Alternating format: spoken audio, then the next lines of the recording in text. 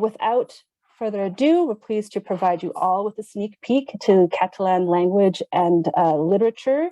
I've already learned a lot about this market and this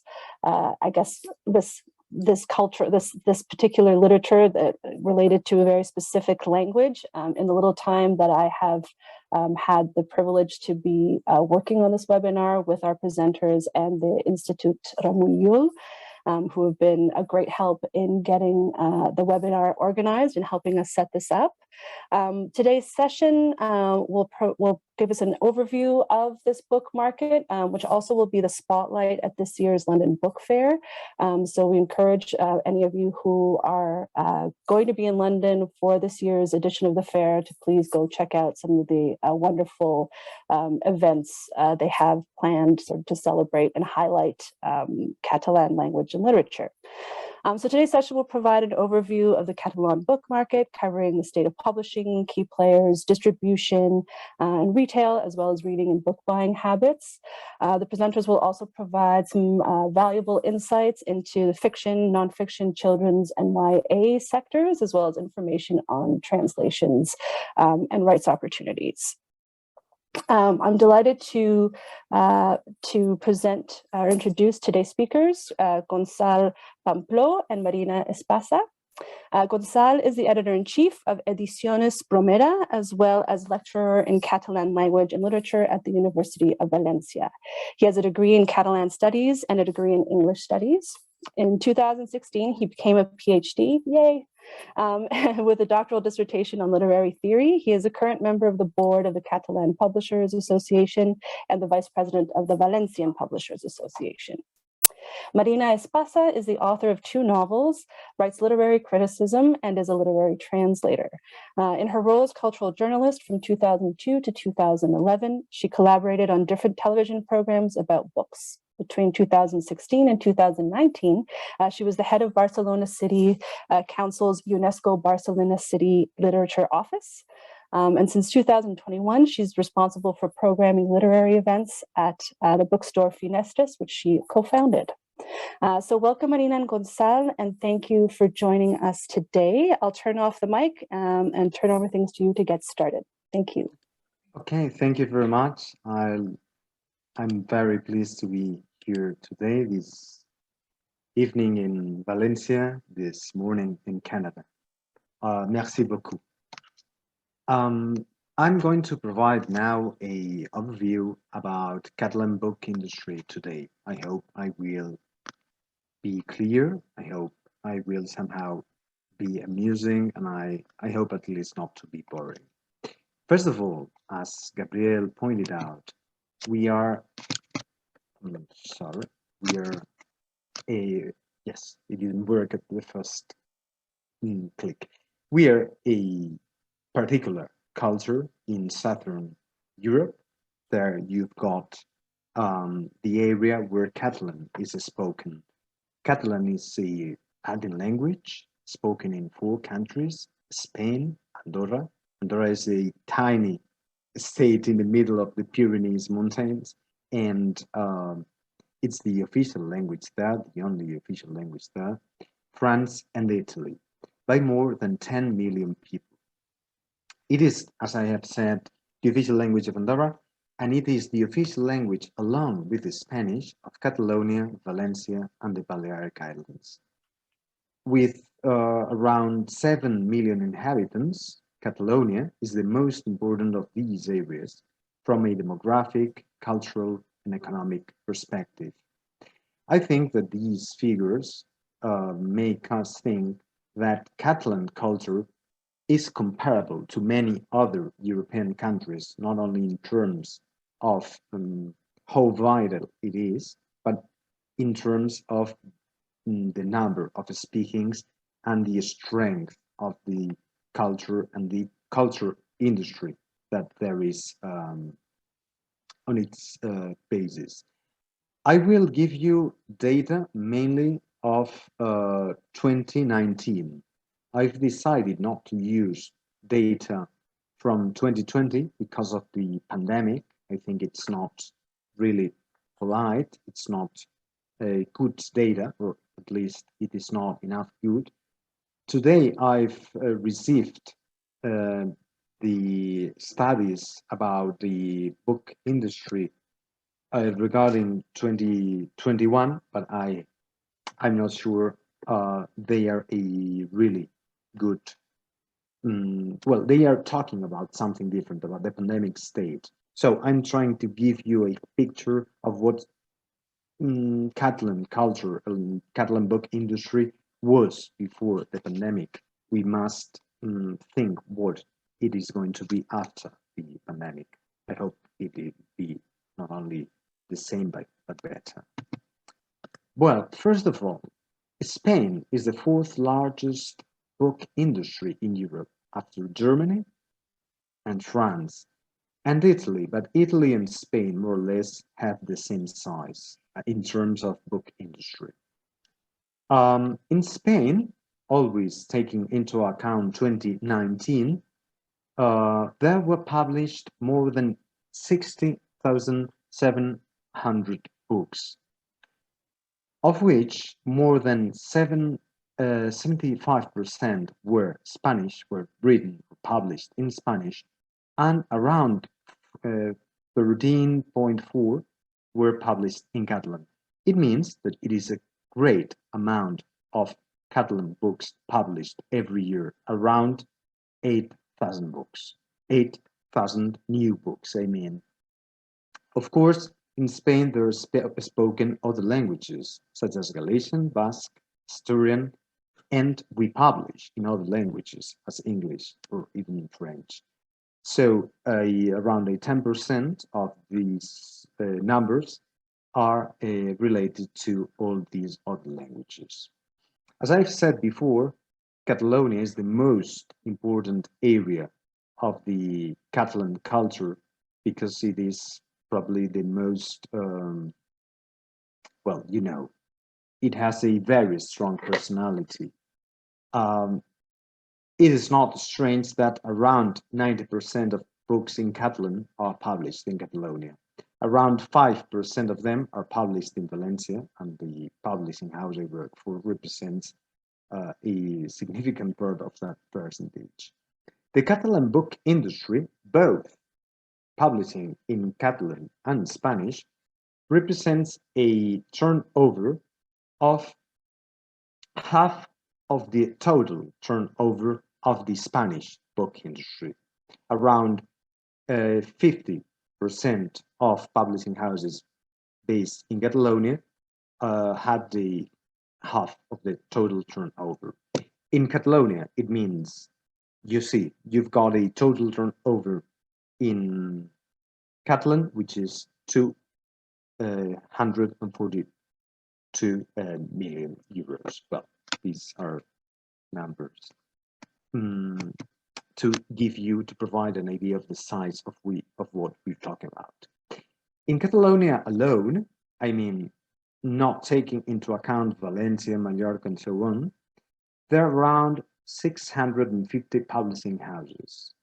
Catalan book industry employs only, again, in Catalonia alone, around 15,000 people, of which around the third part work in publishing houses. Of course, you know, there are other printing houses and so on, but only in publishing houses, you've got around about 5,000 people. If I could provide a better insight, I would like to explain how we, the editors, represent 1,600 of those employees, while people full-time devoted to exports represent more than 100 employees, which is a lot, I think, because it means that the Catalan book industry has a powerful voice from an international point of view. And it is not only a desire, but it is business. As I've said before, around 7,000 new books in Catalan are published every year. and the average print run is 2,000 copies. Marina Espaza will talk later about books that have sold many more copies than 2,000, of course, but this is an average print run. I don't know how familiar you are with the Spanish book market, but in the Catalan world, in the Catalan book industry, you've got two very important groups. One, which is Planeta, has its main headquarters in Barcelona, and the other one, Penguin Random House, is not a Spanish group, but the Spanish brand is really important. There is another really big group, BA, but it is not such a big one. That's the reason why I've decided to put it a little bit smaller. Planeta is more or less similar to Hachette, I'm sorry for my pronunciation, and it gives us, I think, a proper idea of what we are talking about. Besides, there are a lot of medium-sized publishing houses, such as Ara Llibres, Enciclopedia, now Group, which is formed by several imprints, one of them, Angle, will be represented, for example, in Marina's presentation, and the publishing house I work for, which is Bromera. And besides that, there are a lot of small-size publishing houses, which are more and more important, at least that's my opinion, or at least in terms of prestige, in terms of how able they are to achieve some successes, some very important successes. I'm talking about Anagrama, which may be familiar to you because it has a very long story published in Spanish, Flamboyant, 1984, L'Altra, Periscopi, Club Editor, and so on. I wanted to point out too that Barcelona, the capital of Catalonia, the most populated city of the Catalan speaking world, and a city that from many points of view is eager to become more than the capital of a region, Barcelona is, from my point of view at least, is not only the capital of the Catalan book industry because the main publishing houses are based in Barcelona. The main groups, the big ones, many of the middle-sized ones are based in Barcelona, and most of those small-sized publishing houses are also based in Barcelona. But that's not only the reason. The reason is that Barcelona is a worldwide reference for the Spanish market. I think Barcelona, from the perspective of the Spanish market, the language, should be compared with Madrid, Mexico, or Buenos Aires. And besides that, the city takes in many of the most important literary agencies in Spain, which are dealing with authors which are actual bestsellers all over the world. If you're familiar with the American authors in the last decades, for example, Gabriel Garcia Marquez was really connected with the literary agencies in Barcelona. What about readers? I always think that when we are talking about books, sometimes we forget that books are devoted, that books are published to be read, not only to be sold. I think perhaps that's like a boutade, but I think it's really important. More or less, 30% of readers in Catalonia choose Catalan as their everyday reading language.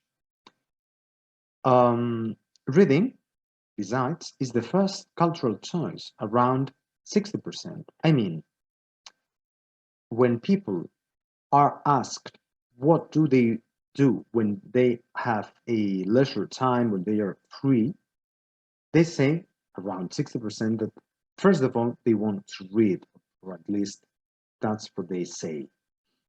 If we accept the results of these surveys, around 50% of Catalan adults read at least one book every 3 months.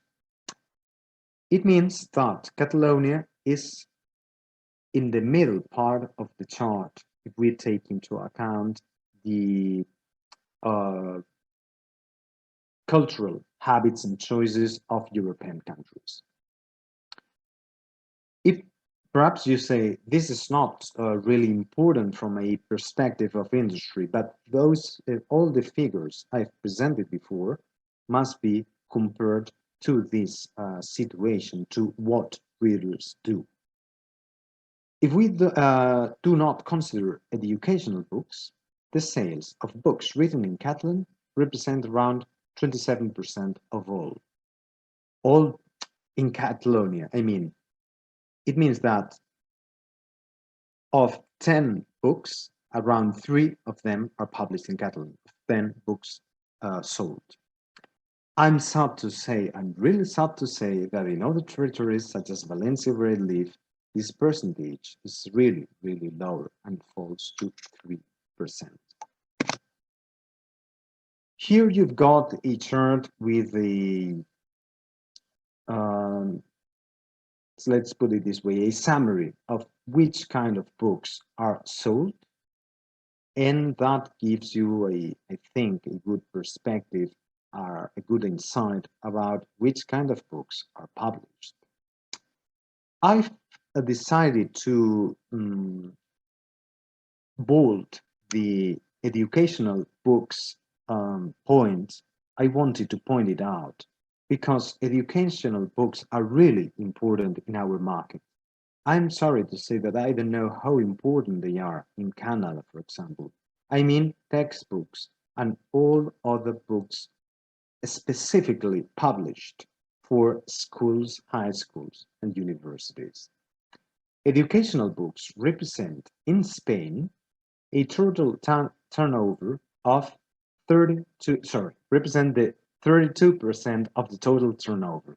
I mean, it is not only Catalonia, but all Spain, all Spanish book market is really, I wouldn't say dependent, but the importance of educational books is extremely high.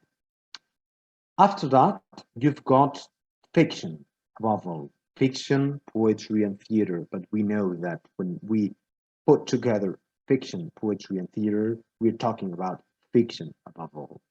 It represents 20%. Non-fiction in Spain represents 32%, but I'm not really sure if here we're talking about literature. We've got many books that are not literature, so non-fiction is a very dangerous label from my point of view.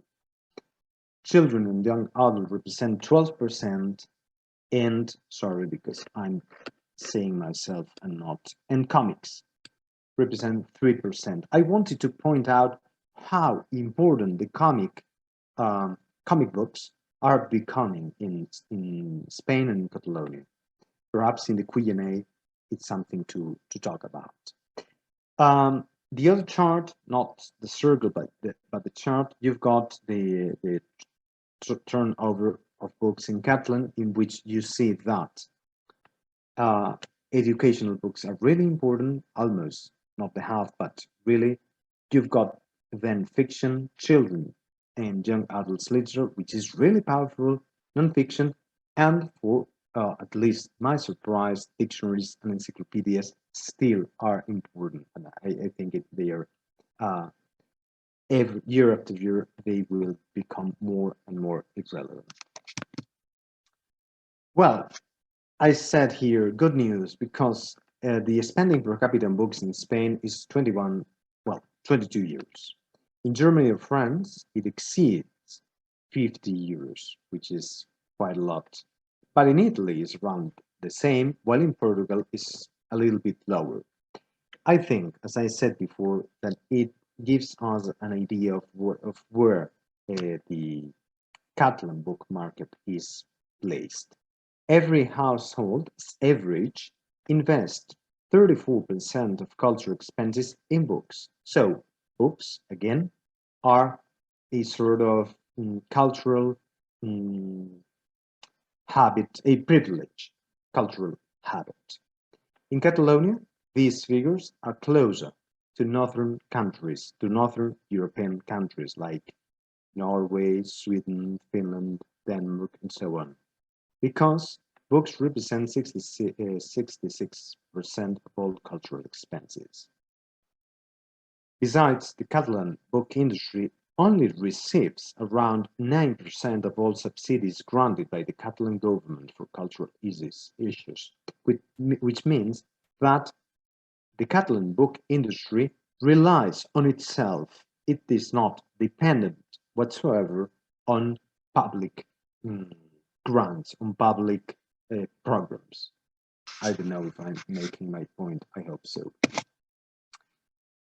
As Marina Espada will explain later, Catalan literature abroad is becoming more and more important because I think we've got really powerful books. Exports represent around 10% of the Catalan book industry's turnover. It is not a joke, it is really important. And there is an extraordinary network of institutional and private enterprises like the Institut Ramon Llull, which is the institution that has made possible, as Gabriel said before, this webinar, at least with us. Well, I don't want to talk about international successes. Perhaps later we have time to do that in the Q&A time. And I wanted to point out that books in Catalonia, above all in Catalonia, belong to the country's heart. If you haven't visited Barcelona the day of St. George's Day, Sant Jordi, please come and visit the city and you will find a city plenty of parades, plenty of shops at the streets, plenty of books, people buying books, people doing what the tradition says. That day you must give a book as a present to someone you love. I wanted to point out, La Setmana del Llibre en Català, the Catalan Book Week, which is becoming an increasing meeting point for our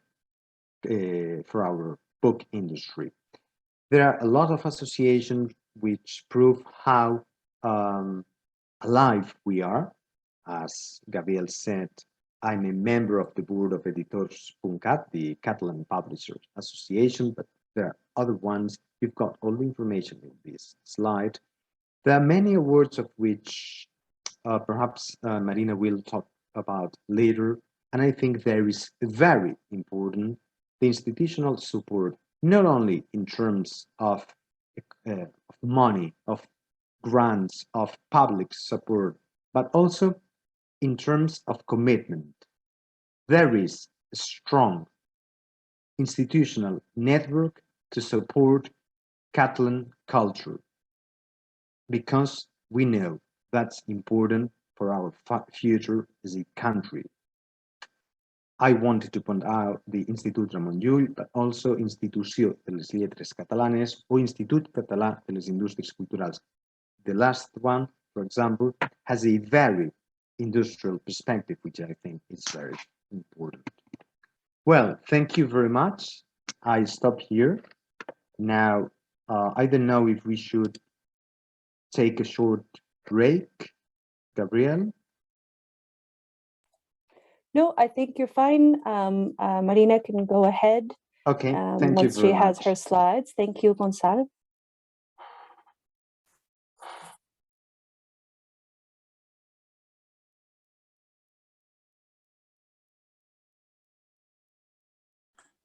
Okay, hello everyone. Thank you for being here. I am Marina Espada. Thank you, Gonçalo, for all the introduction you've made, and Gabriel as well. I'm a writer and literary critic, as well as a translator, as Gabrielle said. I won't be boring about this, but let me tell you, I have written 2 novels, and I've have the chance of translating very good authors such as Deborah Levy or Rebecca Solnit or Virginie Despentes or even Henry David Thoreau. But let's go to what really is important for you, which is a bit of an oversight of what's being published and what's being read now in Catalonia in the last maybe 1 or 2 years, or just now. I think the Catalan book production is in a very good moment now, and it has like a balance between hatching and consolidation. There are lots of new voices, as the ones I've pictured here for you, so that you can see. There's lots of authors. They're very different. There are lots of women, lots of different ages. I think it's a good moment. And as Gonçal said, in recent years, it has gained international market and projection, as the London Book Fair will hopefully show. It will be of great help. There is a lot of geographical diversity. So I've chosen writers that come from very different parts, from the island, from Mallorca, from Valencia, from Catalonia, from Andorra. It's very, this gives the Catalan literature a very different perspectives and different voices, really. It's really, if it's something, it's not uniform. Of course, it's difficult to choose books. It's difficult to, but I had to choose. I've prepared for you 11 titles of fiction, 3 non-fiction titles, which I think are really good, and 2 children's books for 8-10 years old, which hopefully will interest you. Let's start with the 2 first. I've put here a couple of veteran authors from the 80s and 90s who have recently been republished, and who are really being reread. To the left, you have Mercè Ibars. She's a veteran journalist and writer, as well as an art historian and teacher. And this is really her best book. This Anagrama, the prestigious publishing house, has managed to put together 2 of her older novels from the 90s, and as well as a 3rd one, which she has just written now. And she comes from this very special place because it's like a frontier between Catalonia and Spain. So, you know, frontiers are always a very fertile place for writers and for artists in general, because it's the places where conflicts happen. This is really a book that talks about a world that has disappeared, about people who used to, you know, who never moved from the place they were born, which is the very small town where she comes from. And the 3rd book is about her memories of her mother, her father, and her going back to this old hometown. And it's a really beautiful book. So I think it's, if you're, as you can see, the beautiful cover, if you're interested in a book talking about nature and about how hard life was and how different from nowadays life it was, this should be your book. To the right, I've put one of the novels that is really, I think, is really something in Catalan literature in the last years. The author died sadly last year from a long illness, but this is his best novel, and the one which explains his youth. It's called Wild Horses, Cavalls Salvatges, and it talks, as the name says, and as it seems so, it talks about drug addiction, and he himself used to be a drug addict in the 80s, and it's the amazing story of this group of friends who just go around Catalonia and travel to France and to Holland and back and forth and open bars and close bars and try to get out from the drug addiction, simply cannot. And of course, the arrival of AIDS in the 80s, the becoming, you know, Barcelona was the Olympic city in 1992. So the years before that were years of big transformations in Catalonia and of course in Barcelona. And this is a beautiful way to see it from the sides of the mainstream history. And it's a work of art. I mean, it's not only a story like about drug addiction. It's really the character building is really craft. It's a really a good book. I really recommend it. Then we just go back to the south, where González, to Valencia. This city is the capital from the País Valencià, and lately there's a lot and lots of authors who are being more and more popular. I've chosen only two titles. The one on the left is by Xavier Aliaga. He's a journalist, and this is his second novel. It's called We're Dead, Love, and it's a beautiful, beautiful novel about the grief that comes after the death of two teenage daughters, and how is the daily life for their parents. Because, of course, this happens. I'm not being much of a spoiler because this happens at the beginning of the book. And what's beautiful about it is that it's told without any sentimentality, and it's very, very cleverly thought, because it's talked by the voice which explains the story is one of the dead daughters, who also had a secret from her sexual orientation thing. So that it's a very, very clever move to explain this only from her point of view after she's dead. And it's really, really like a very sensible book, very beautiful book, and it's having more and more success since it has appeared in many of the best books from last year lists, and it's becoming like a bit of these successes that are like head to I don't know how you say, but people are talking more and more and more about this book. To the right, you have one of the biggest critical and selling success in Valencia, for sure, in the last 20 years.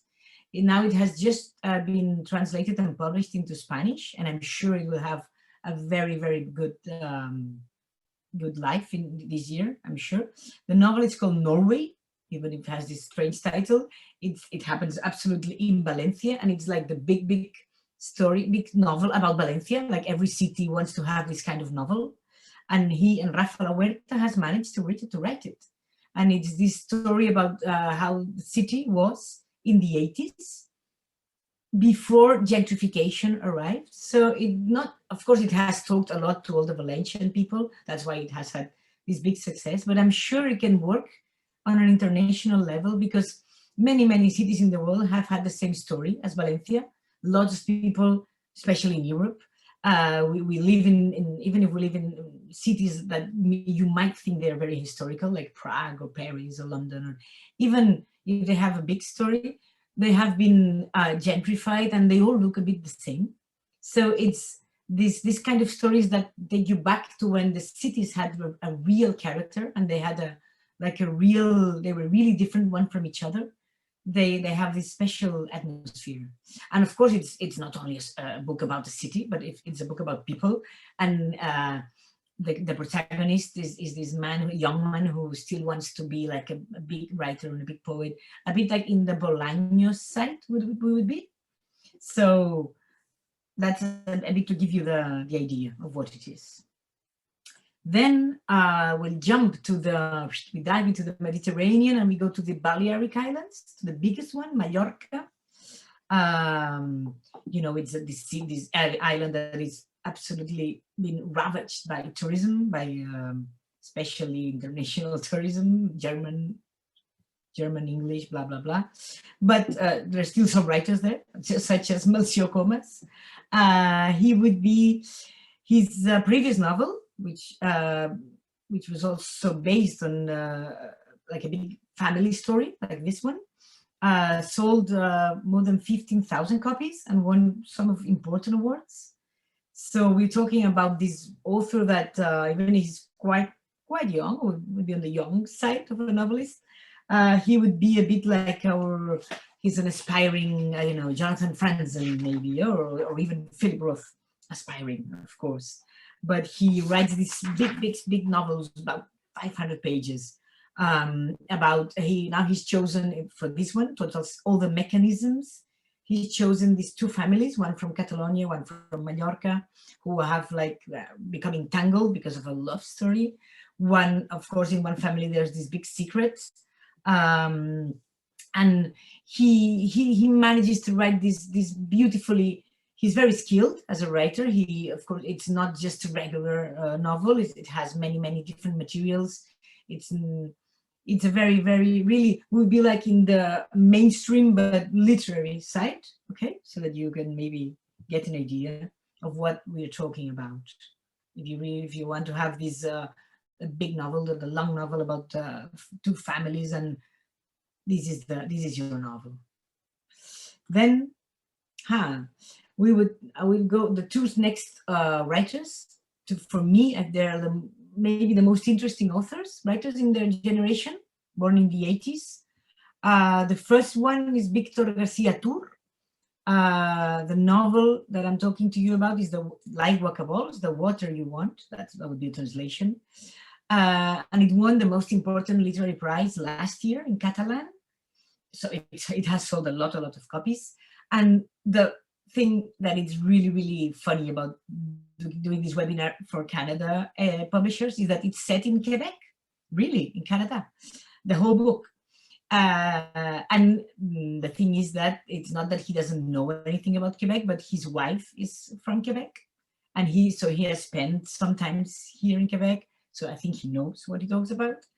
The novel is also a bit long, but really easy to read, really free page turner. It's the typical classical story about a family meeting, and where, of course, some secrets are revealed during the meeting.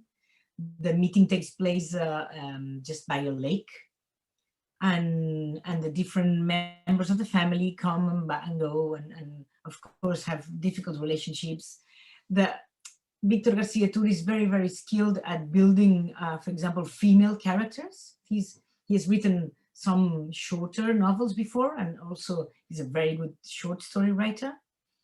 And some of his other novels are brilliant in this feminine character building, and so is this one.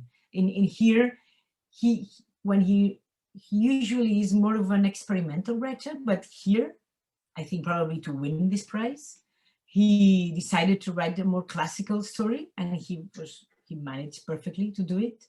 So there's also some humor in it, which is something that we really, it's always welcome. So really, I think if you're a Canadian publisher, you really have to pick this one, I think. The next writer is the other writer that I really think is a very interesting author, Albert Pijuan. This book called Tsunami, already translated into Spanish and published into Spanish, won very important prizes last year, like very well-considered prizes. And you could say it's the book that Welbeck could write if he still had a gram of morale.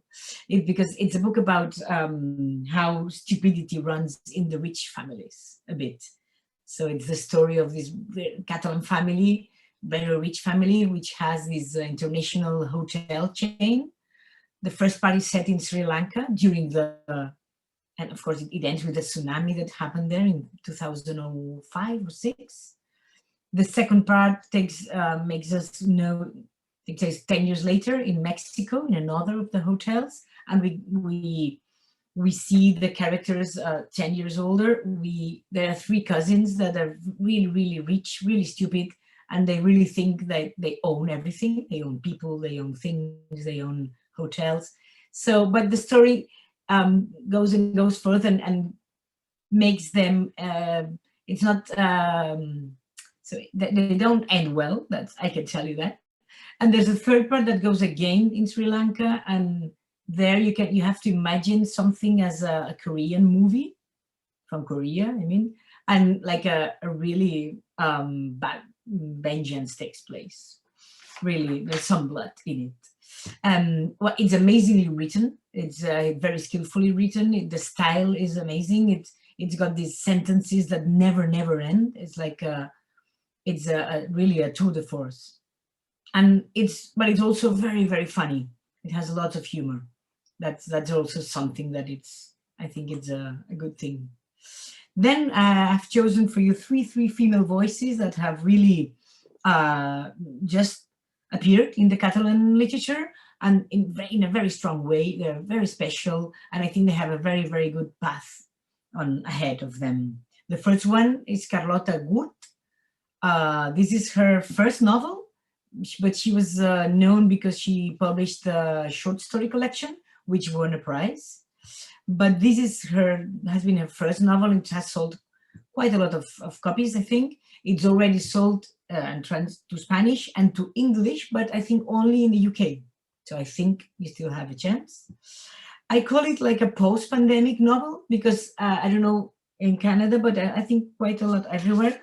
Lots of these novels are appearing with the same story, which is like that someone from the big city decides to leave the city and go to the forest to live, or to a very small town because life is horrible with the pandemic and the city, blah, blah, blah, blah, blah. And the forest will be great. Well, of course, the forest is not great. And this is what happens to the main protagonist of this story, who's a woman writer, who's trying to write a novel.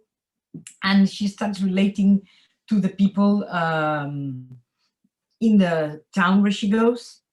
And things don't get well. They start to get more and more dark and dirty. And the lesson is a bit that maybe someone from the city thinks that nature is something that is already tamed, and it has not at all. It has not been tamed at all.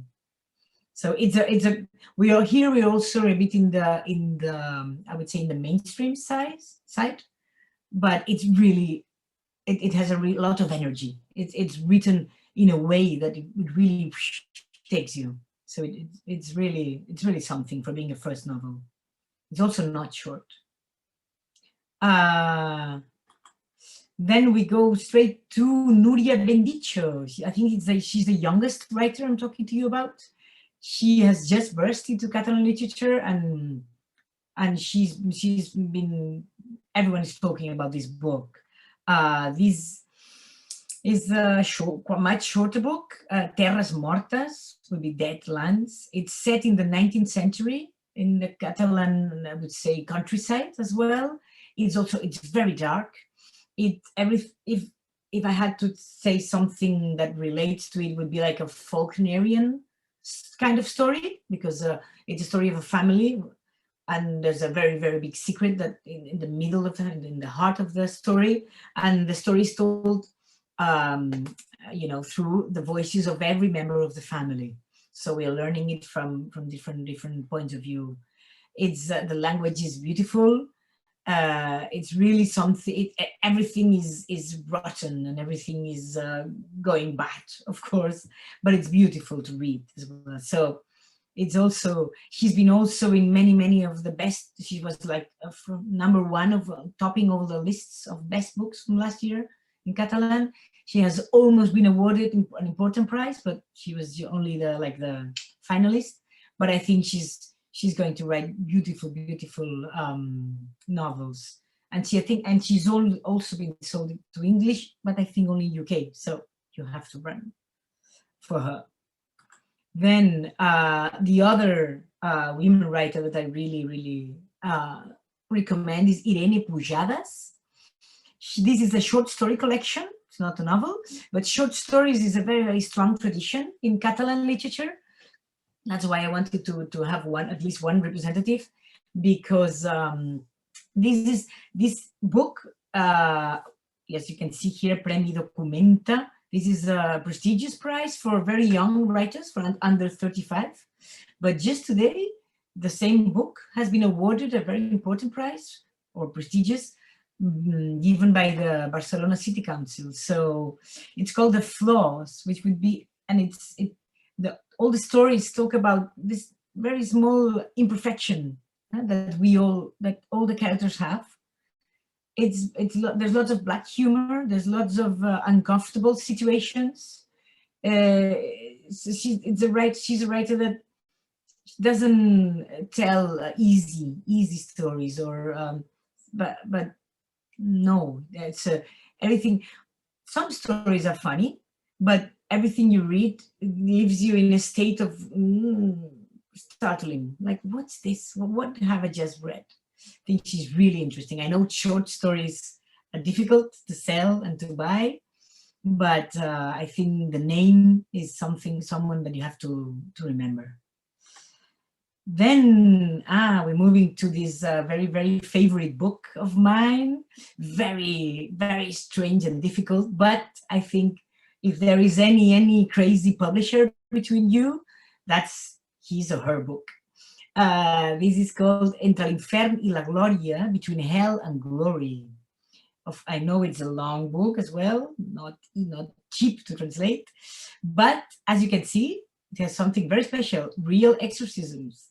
This is the story about a it's a novel or biography, a real chaplain, but he was our best poet in the 19th century. He's contributed to create our modern language, Catalan literary language. He was called Mossèn Cinto Verdaguer.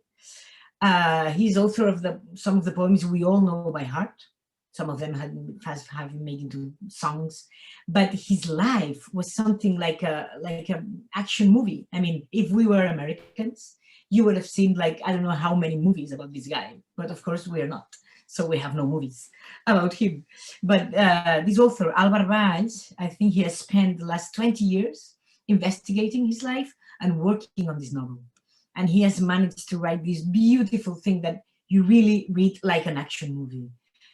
This man, he was born at the end of the 19th century. He died in 1902. When he died, a million, and I say a million people gathered to his, to follow his, to see him where he was going to be buried. The novel is divided into two kind of chapters. One of them, of course, is the life of Mossèn Cinto. Even for that time, he was like an amazing traveler. He traveled twice to America in a ship. He traveled to the Holy Land. He was an amazing. He was always walking in the mountains. He climbed like 3,000 meter mountains when at the time when with no equipment at all. When he was like a Superman. It is said that he seduced men and women, and he had no preferences. But the most important thing is that the novel is absolutely amazing, absolutely a page turner as well. So if you really want to have a novel that explains the life of an amazing man, and together with this, the story of how a literature is born, like a national literature is born, this is your book, Between Hell and Glory. Where are we going? Okay, so that's all for the fiction titles. Let's move to the non-fiction. That's a bit more serious. This first book is my really, really best recommendation. It has two authors. It's written by two women, because it's a book that's based, it's in the form of letters that one sends to the other one. It's beautiful. It's like, it has this intimate tone, very, very beautiful. The two of them, Ingrid Guardiola, the first one, the youngest one, is a philosopher and now also a cultural manager. She manages this art center in Girona, which is another city in the north of Barcelona, an amazing place. And Marta Segarra is a teacher, a scholar. She's an expert on gender theory and French literature. And they wrote these letters during the lockdown last year. So it's a bit, but they think about everything, of course, about surveillance, about what's normality, what's anormality, what's the new normality, what's to be locked down. But the beautiful thing about the book is that it has both sides. It has we would say the highbrow side, not too highbrow, the philosophical side, but also the intimate side.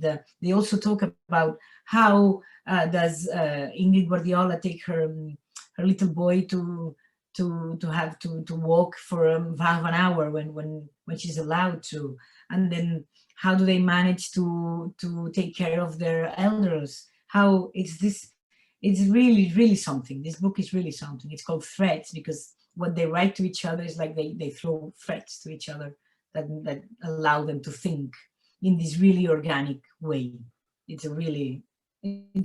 This publishing house, Arcadia, publishes beautiful essays. Is really something to follow. The other two non-fiction titles that I've chosen are chronicles. They're very different than we are in somewhere else. They both talk about about murders, but very different ones. The one on the left, Guillem by Nuria Cadenas. This is a very, I'm sure Gonzalo likes this book a lot. This is a very important book on the political side, but it's a very well written book. It's a very well done. It's Guillem Agulló was a very young boy he was only 19 years old when he was killed by some neo-Nazis, fascist people. He was he was a fighter for anti-fascism.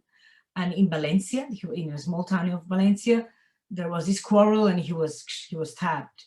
And he became, that was in the 90s, the beginning of the 90s, and he became a symbol for in País Valencia especially, but also in the whole of the Catalan countries. He became a symbol of the anti-fascism fight.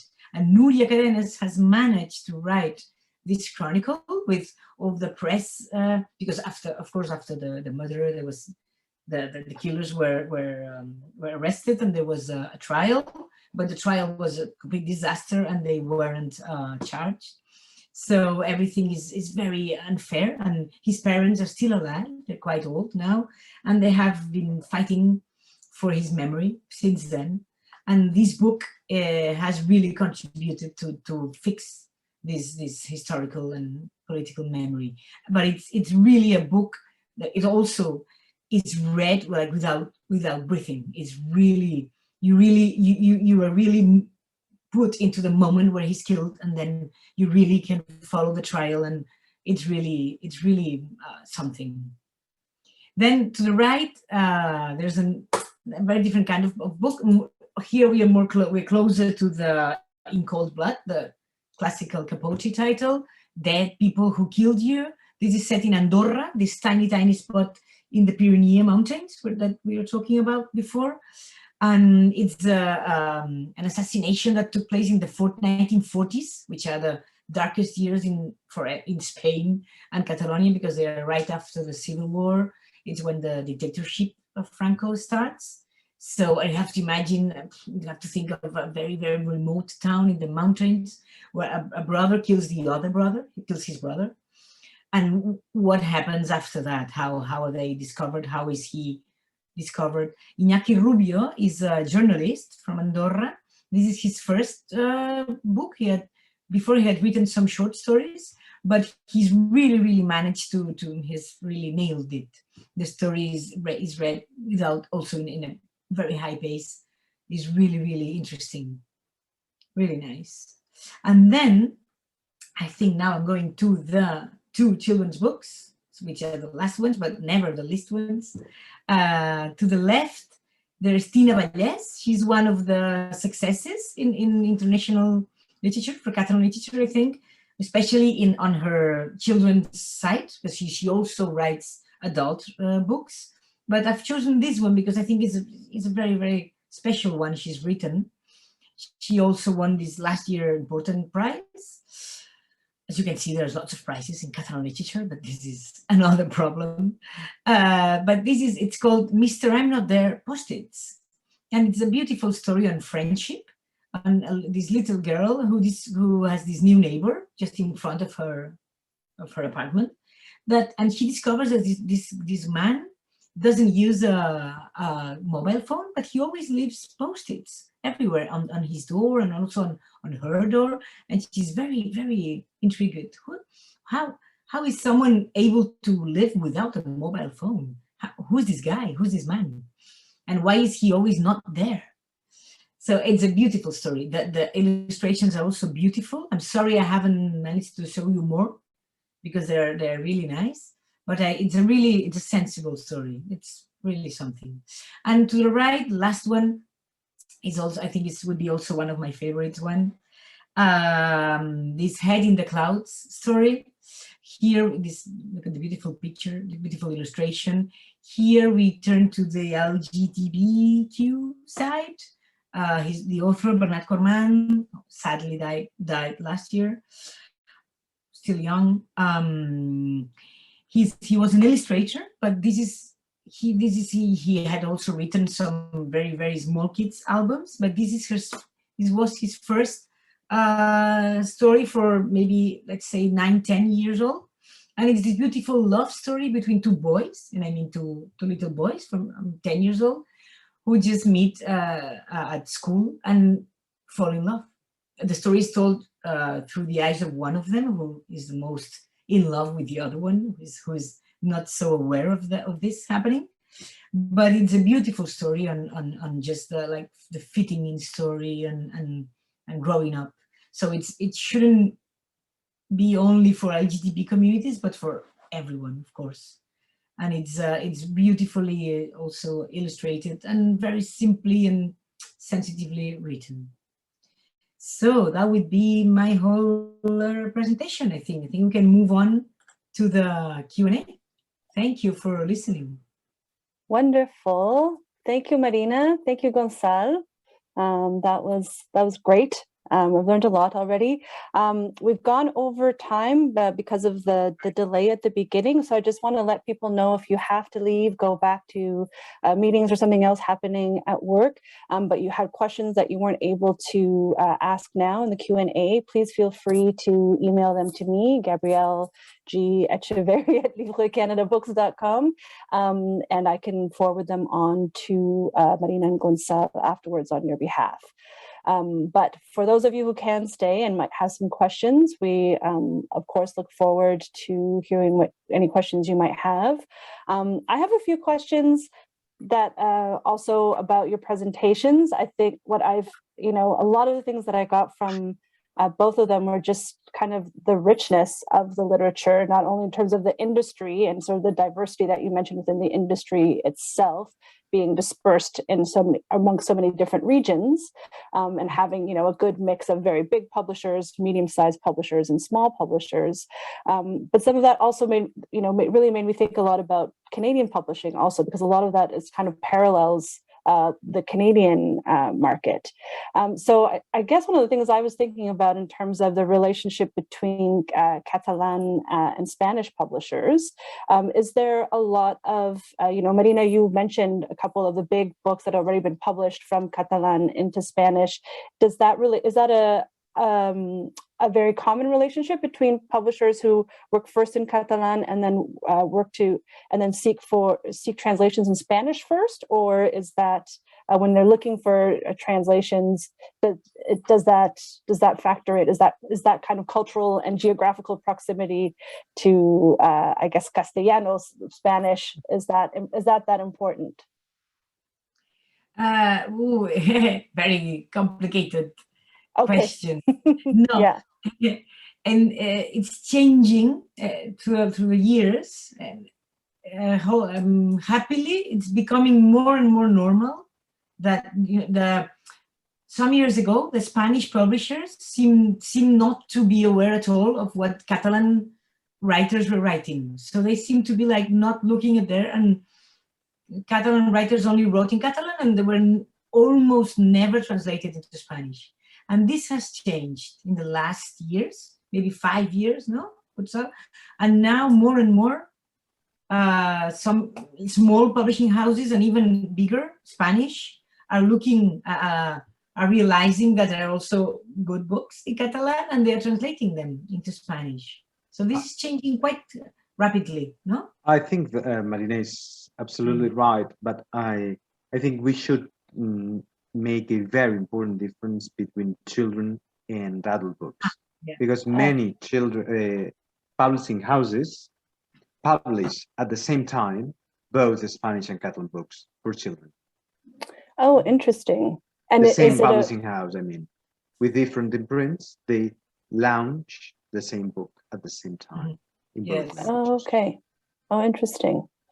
Because the relationship between the English language and French language publishers here, I think mirrored that a little bit. I think, though, I guess the English market in general is so huge that it's, I think probably the Canadian English market isn't as big as other English markets, right? For Quebecois or French language publishers from other parts of the country looking for that. So that relationship I found very very interesting in terms of what's going on in Catalan. We have a question here. Oh, sorry, go ahead. Well, here's from Alison. She would love to hear more about the rise of comics that was mentioned earlier, if you're able to speak about that. Does that include graphic novels? Yes, absolutely. First of all, Barcelona is one of the capitals of the comic world in Southern Europe as well. There was a very important publishing house called Bruguera, and there is a wonderful bunch of great authors, both in Barcelona and Valencia.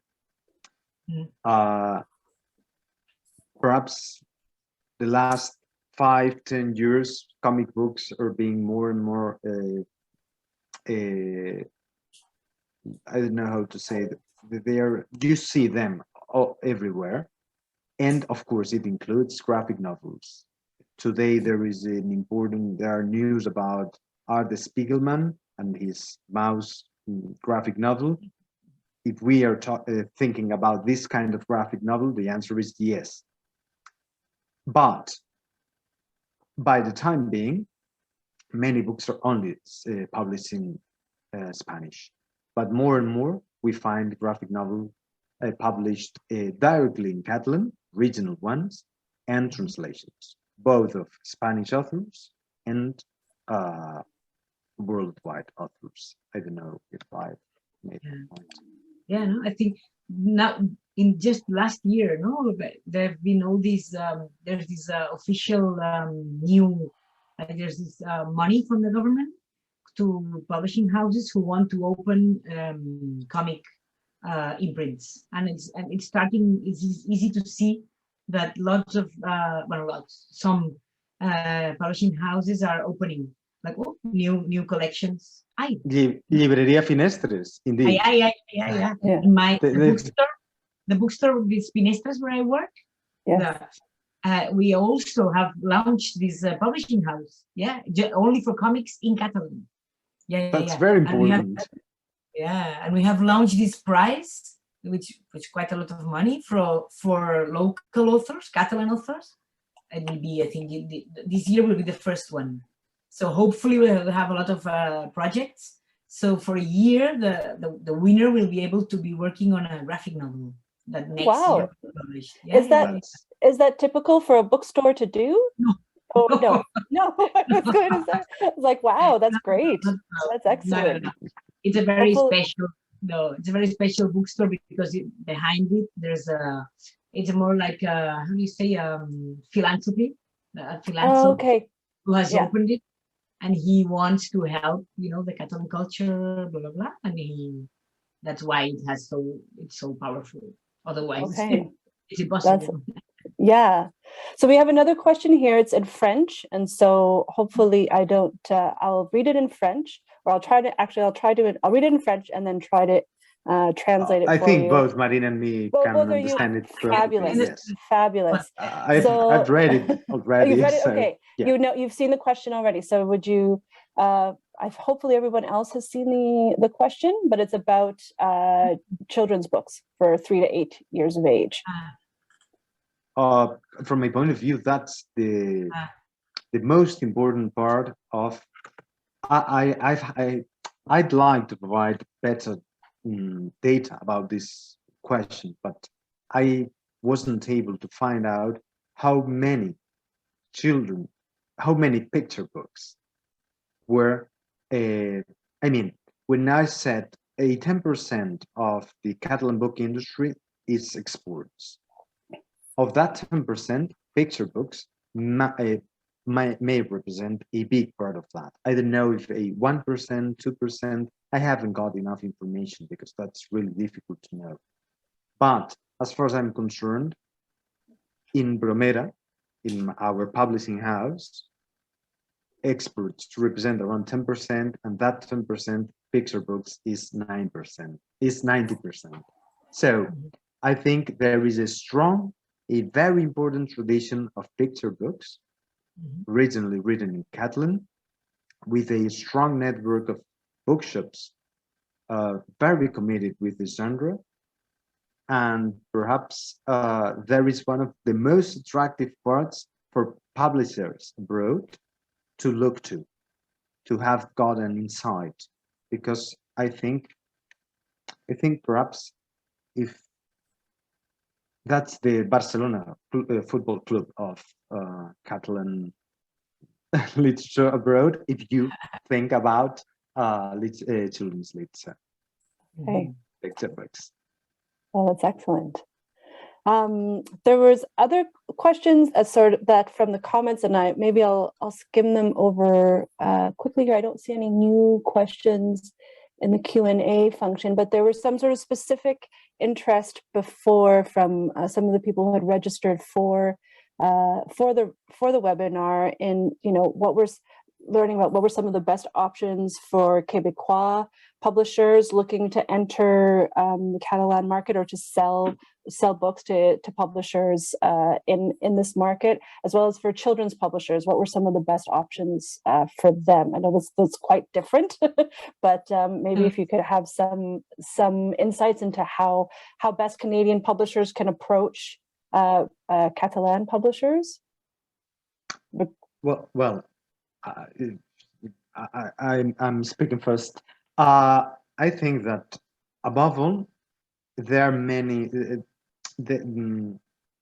They should try to understand which publishing houses are similar to them, and which kind of books they are publishing that are published, as Marina has explained very well, in Catalan, in Catalonia.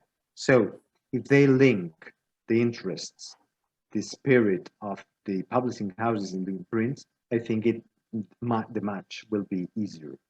Regarding children's literature, I think that the French-speaking world is closer to the taste of the Catalan-speaking world than English one.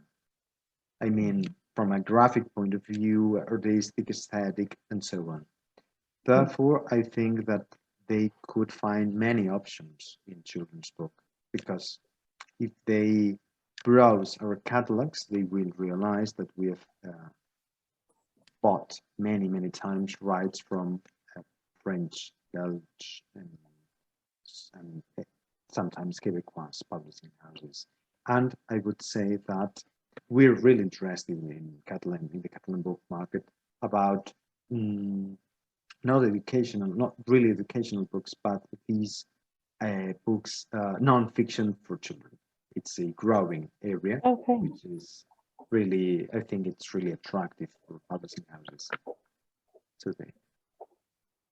Great. I don't see any other questions here. So I think because we are nearing the end of our time for the webinar, unless there were any final points you wanted to make that you didn't get a chance to cover in your presentation, although they were both very thorough. I think that was a really great overview, sort of the industry side, and then looking at titles, descriptions of titles. We rarely get that kind of in-depth view of titles, so thank you. Those two things worked really well together, sort of kind of illustrating Marina was sort of illustrating the other points that Gonçalo was making, so thank you. But I think we'll leave it there for now. Again, to everyone who might be listening, who might still have some questions floating around in their heads that haven't formulated yet, of course, please feel free to send them over to me and I'll forward them to Marina or Gonçalo. Thanks again to everybody for your participation. Thank you so much, Marina and Gonçalo, for giving us this presentation today. And as I mentioned before, to the Institut Ramon Llull, that has just been so great in helping us out. We're really looking forward to the spotlight. And so thanks to everybody who was able to join today, and of course to the Government of Canada for financing this presentation and giving us this opportunity to learn more about this excellent market. So thanks everybody. And of course, I can't finish without thanking our interpreters for all their great work today. Yes, even in the background for me, but thanks so much. We appreciate you all. Okay, thanks very much, everybody. Take care. Bye-bye. Thank you very much. Thank you. Au Bye. Take care. Bye. Bye. Bon après-midi.